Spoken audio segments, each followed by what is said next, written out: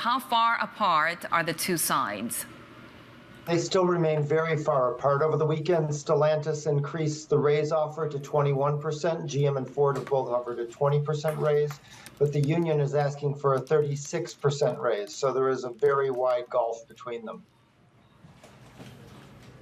So does that mean this maybe quite an elongated situation? Do we have any idea of how long the strikes could last?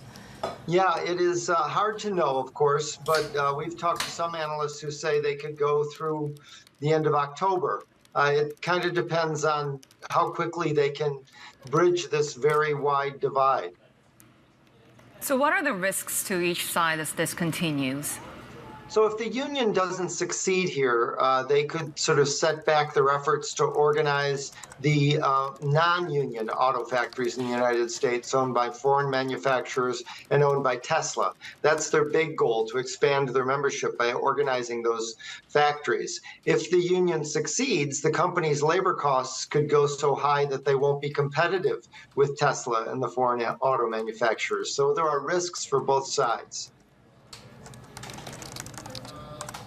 Have we heard from President Biden? This is obviously key to him at this point. Oh, you bet. Yeah, he spoke after the strike started on Friday, and he encouraged the companies to reward workers for the record profits they've enjoyed.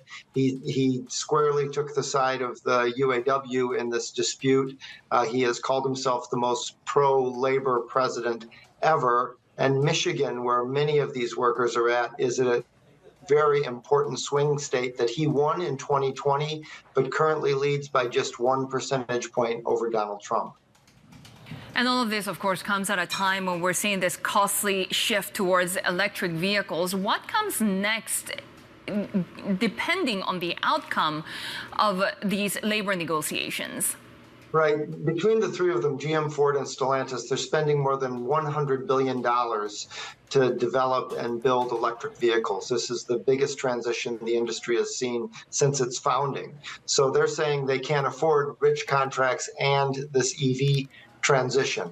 For the union, the next step is to ratchet up this strike. They've only struck 3 plants so far, 1 at each company.